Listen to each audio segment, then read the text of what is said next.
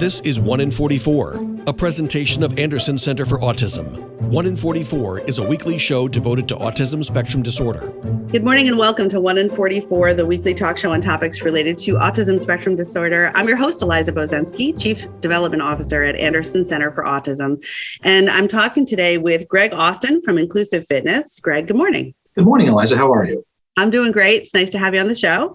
It's good to be here. Awesome. I love talking with people doing all sorts of interesting work sort of within the field, which I've been doing the show for a long time. The stats have changed. The name of the show has changed with the stats changing.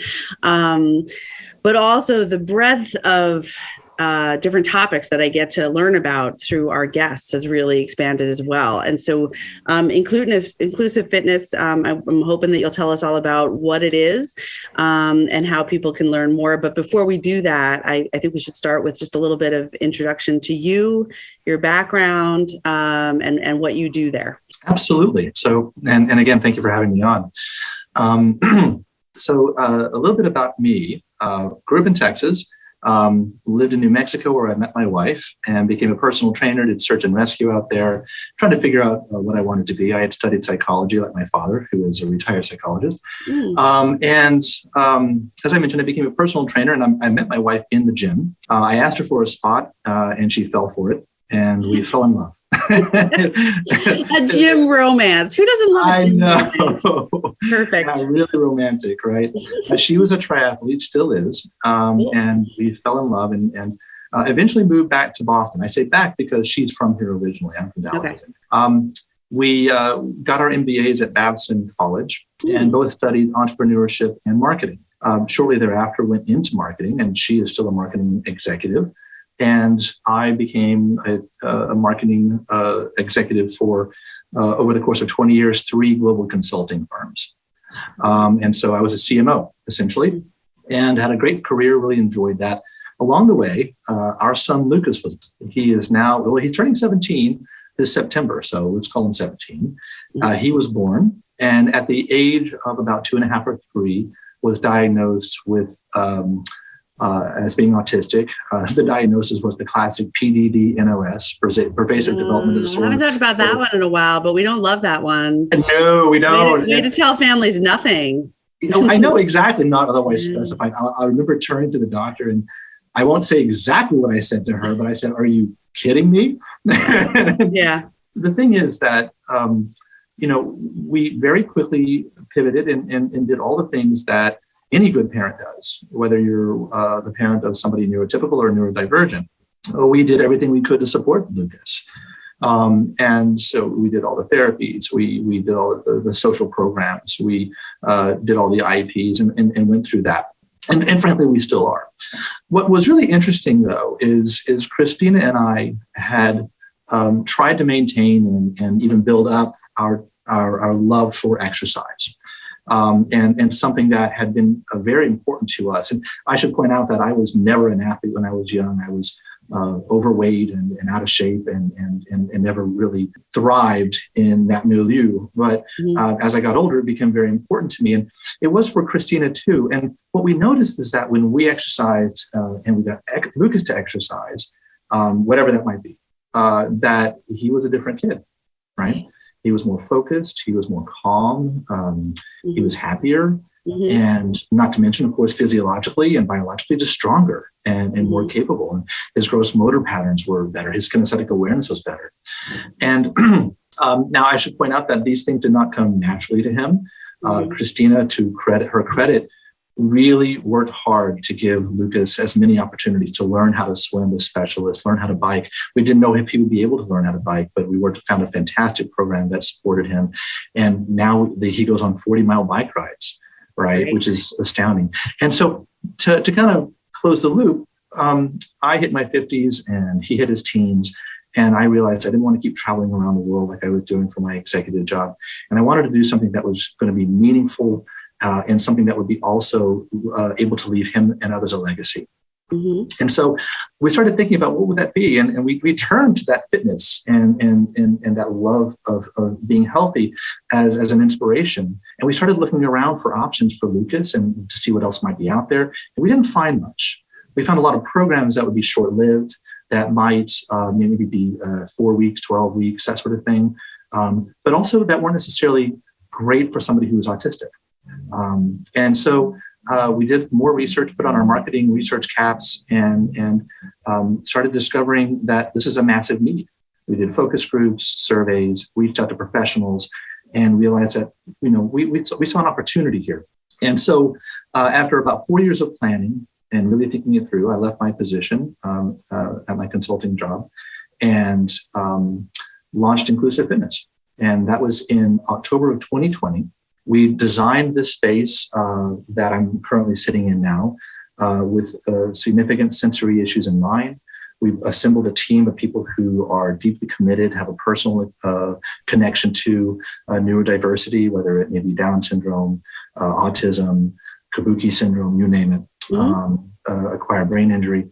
And we developed programming in conjunction with Eric Chesson, who's sort of the guru of adaptive programming. He founded Autism Fitness over 20 years ago. And he's the guy who certifies everyone around the world to do this. And he became a friend. I was certified through him. Now he's our director of adaptive programming and our partner. And so he does all of our professional development, training, and certification. And so we launched, like I said, about 18 months ago. We had 2 athletes in our facility here just outside of Boston. And now we're running close to 600 sessions per month, either one-on-one or small group. We work with, as I mentioned, a wide range of neurodiversities. And we don't have an age limit on the top, but we do start with people who are 12 and up. And what's been really amazing is just to see that when we presume competence, which is our first core value, when we presume competence and assume that when somebody walks through this door, if we meet them where they are and we focus on their needs and goals and follow their lead, they can achieve incredible things. And so I think it's safe to say that all of our athletes have made progress, most of them significant progress. And we mean in terms of skill development, strength, stability, and stamina, sort of the 4 S's we focus on. So that's how we got started. And I'll tell you a little bit more about where we want to go later on, but I'll stop and see if you have any questions or observations. I do. That's great. I mean, I have a reaction, which is just like awesome. I love the whole story. Thank you. I love the development of it. We actually are we have about 4 minutes before we have to take a break. And I might throw a curveball at you because I just, you said something initially when you were talking about how you and your wife, Christina, is that her name? Chris, you said the fact that you and Christina maintained your love for exercise, and sort of introduced Lucas to it at a younger age. And so I had this image of what that might look like in a family. And I'm thinking, okay, you talked a lot about how Lucas responded to it and you could see some immediate changes. But I'm curious because I talked to so many families who were really open about the stressors and the dynamics that occur as a parent raising, especially with a newly diagnosed child. Yes. Did that maintenance of your exercise routines, do you think just anecdotally that also helped you and Christina in stressful situations that a lot of other parents might be able to might resonate with them? And I ask that because I am not quite up there with my exercise. However, at times in my life I have been, and even now, if I take a walk when I'm feeling stressed, I return from that walk feeling like a completely different person. Like my head is clear, and things that felt insurmountable when I walked out of the house suddenly are like, they either happen naturally and I don't even have to think about them, or they just don't feel nearly as difficult. So I'm just curious if you wouldn't mind talking a little bit about what that felt like. Did it help you as parents also? Oh, absolutely. And I point to the fact that your example is a very good one. Anybody who engages in physical activity, it's because we're living in human bodies. We experience very much the same thing, whether you're neurodivergent, neurotypical, married or single, doesn't matter, a parent or not. We all feel this release of endorphins. We feel this sort of release of all that stress that we carry around with us, and we're more relaxed. Our shoulders drop. And in terms of Christina and myself, when we were getting our MBAs, for example, we continued to exercise because it was very stressful. When Lucas was diagnosed, we made a commitment to continue to exercise because we knew how important it was to both us individually, to us as a couple, and to Lucas's lifestyle. right? Because you have to still start building these habits early. And absolutely, it's had a significantly positive effect on us. We, for example, Christina got back into triathlons. I got into running half marathons. I'm now a pretty avid cyclist. I do road biking. We did Orange Theory Fitness religiously. It's how I met my business partner. She was our coach, and she helps us run the facility. She's more than that. I mean, she's an incredible business partner. And so it is absolutely, in my mind, the best medicine for families who are going through tremendous stress and don't feel like they have the time in their lives to take care of almost all the stuff that's, as I mentioned earlier, the IPs, therapies, holding down a job, getting meals on the table. If we don't take that time to refill our cup, we have an empty cup, and you can't pour from an empty cup. Yeah. That's something that Kristen, my business partner, always says, and it's so true. And I should point out that part of Inclusive Fitness's mission, and I mean inclusive, is really to be focused on the entire ecosystem surrounding our athletes. We don't just train our athletes who are neurodivergent. We train moms and dads. We have aides. I was going to ask that. So families can come in together and work out Absolutely. together. I'm training a family tonight with two neurodivergent kids who are autistic, and the mom and dad. They've been coming to us for over a year now. They come in twice a week. And they come in on Tuesday like, oh, I'm so tired. And if they hear this, they'll know who they are. I'm so tired. But they leave energized and they leave relaxed, and they're hugging each other and high-fiving each other. I'm getting chills just telling you this. I wanted you to tell a story. That's a great story. That's awesome. And this family is they are just so inspiring to me because they've committed to it and they have changed their lifestyle as a result. And I think it's brought them together. And I know that we've been a big part of that, but it's really their own commitment. Yeah. Doing this, and it has made a better life for them. I love that. It's a great place to take a quick break, and I need to, but when we come back, I want to get into more of the nitty gritty of what goes on inside that gym and what people can expect and how they can get there. So this is 1 in 44, the weekly talk show on topics related to autism spectrum disorder. I'm your host, Eliza Bozensky, and we'll be right back. Hey, is that a faucet running? Nope, that's not a faucet. That's a river rushing through the forest. It is? Yeah, forest rivers provide over 100 million people with clean water to drink. The water comes straight from the forest to us. In fact... What? I can't hear you because of the vacuum. That's not a vacuum. That's the trees in the forest cleaning up the air we breathe. How do trees clean the air? They soak up the dirty air on their leaves, branches, and trunks, which means clean air for us. Cool. I didn't know that. Yep, but the forest does more than give us clean air and water. It gives us shade for hot days, birds to listen to, and trees to climb. Wow, that's awesome. I didn't know how cool the forest could be. Hey, let's go explore some more. Visit the forest today and enjoy all it does, just for you. To learn more about the forest and find one near you, go to discovertheforest.org. Brought to you by the U.S. Forest Service and the Ad Council. And now, 1 in 44 continues on 100.7 WHUD. This is a weekly community affairs program presented by the Anderson Center for Autism. Welcome back to 1 in 44, the weekly talk show on topics related to autism spectrum disorder. I'm your host, Eliza Bozensky, and I'm talking with Greg Austin from Inclusive Fitness. And Greg, thank you so much for spending the first half of the show telling us about yourself, your family, your journey, so to speak. And how you got where you are, which is in Boston, Massachusetts, right? Yes, that's right. And running Inclusive Fitness with your business partner. And is Christina still involved? Did she train? Did she work out there? Did she? No, my wife is. I have a lot of K's in my world. Christina, my wife, she is still a marketing executive. Okay, doing that.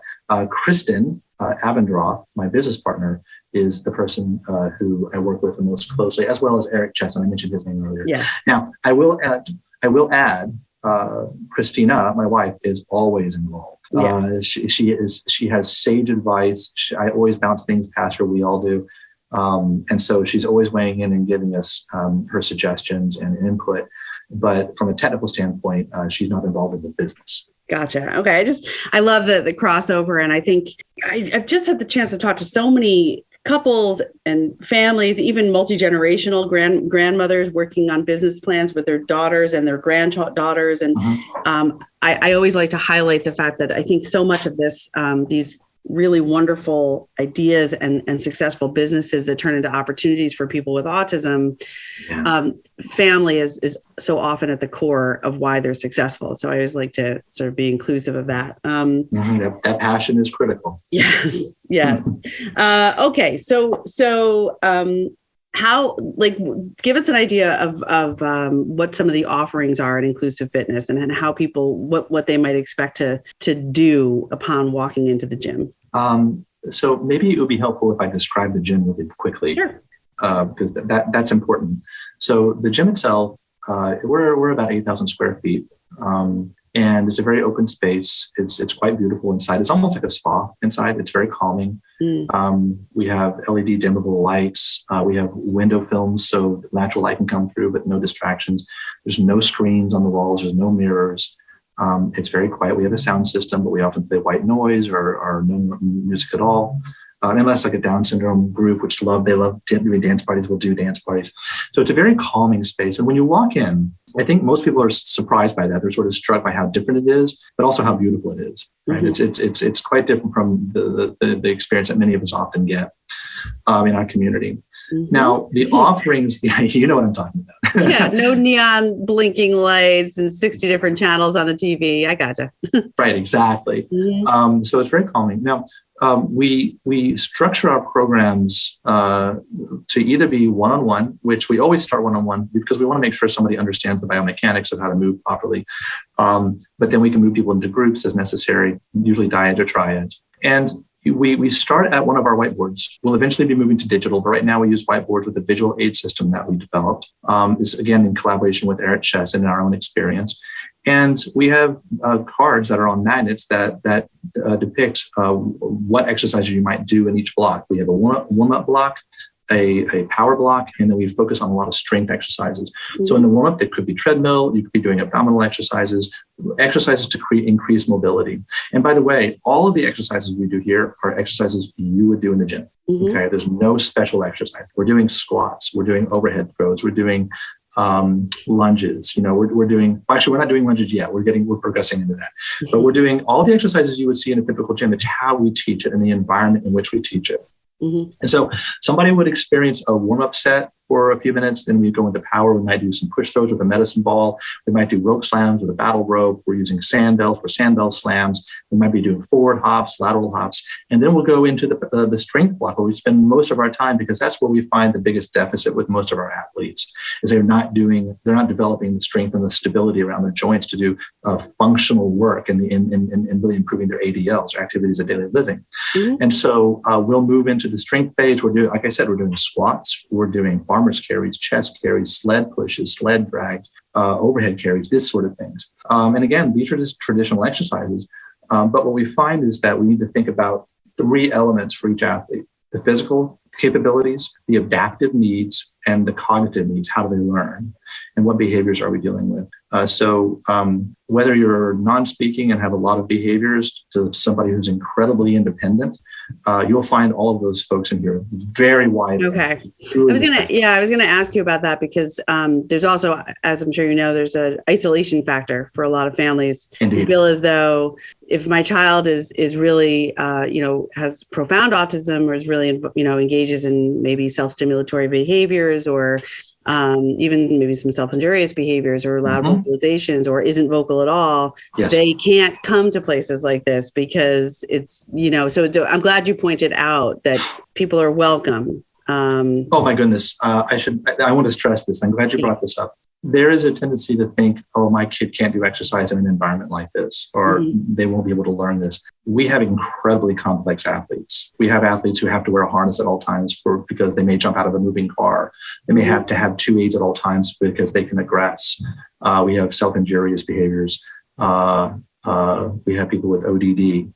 It can be very aggressive. But when they come here, because of the environment, it seems to be a very soothing space. We welcome them. We want them to be here. We're trained in how to work with them. I'm a CPI, Crisis Prevention Institute instructor. Everyone here is certified in how to work through and de-escalate situations. We want families with very complex behaviors to be here. because they're some of the most underserved individuals. They don't have many opportunities. And I'll be honest with you, we'll work with somebody. I had an athlete who came in, he wouldn't come into the building. He would stay in his car and we'd do 5 push-throws in the parking lot and they'd go away with his age. He's now coming in twice a week, 45 minutes, doing the sled pushes, doing the squats, doing the overhead presses. It took, the better part of a year to do that, but he's doing it now. Yeah. And I had to work with his therapist. I had to work with, his mom and his dad to figure out what would work with his age. We figured out a pathway forward. But we also have other people who can, take an Uber here and be very independent, hold down a job and work out here. But we all get each other. And my favorite thing to see is the athletes greeting each other, whether verbally or not.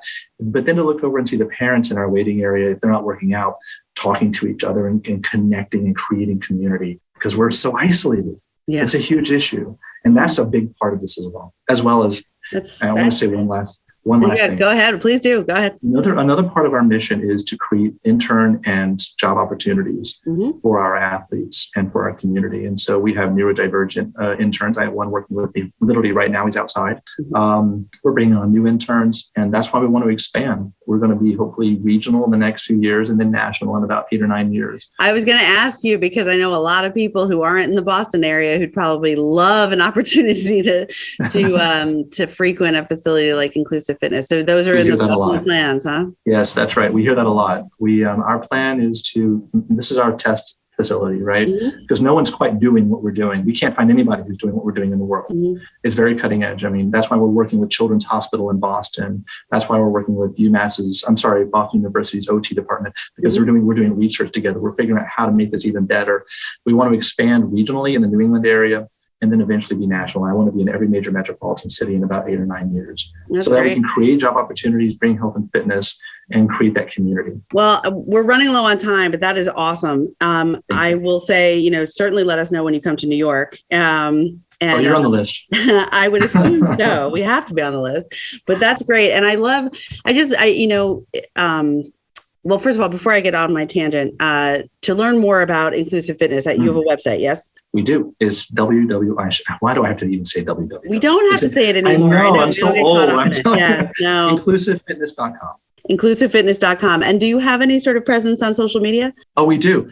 I think it's Team Inclusive Fitness on Facebook. And if you go to our website, you'll see our icons for all of our social media platforms, including Insta. So inclusivefitness.com is going to show you a lot. And actually, I just want to make a comment. I did go to your website earlier to get a little sense of what we're going to be talking about today. And one of the coolest things I thought was within seconds of getting on the website, when you sort of hover over certain areas, the website starts reading aloud to you. Yes. In a very calming, lovely voice. And I know that there's a lot of technology out there that you can access for websites to make them more inclusive and accessible. However, a lot of those websites are one step behind you, where you still have to sort of ask for it to do that. Yes. I love that yours just started.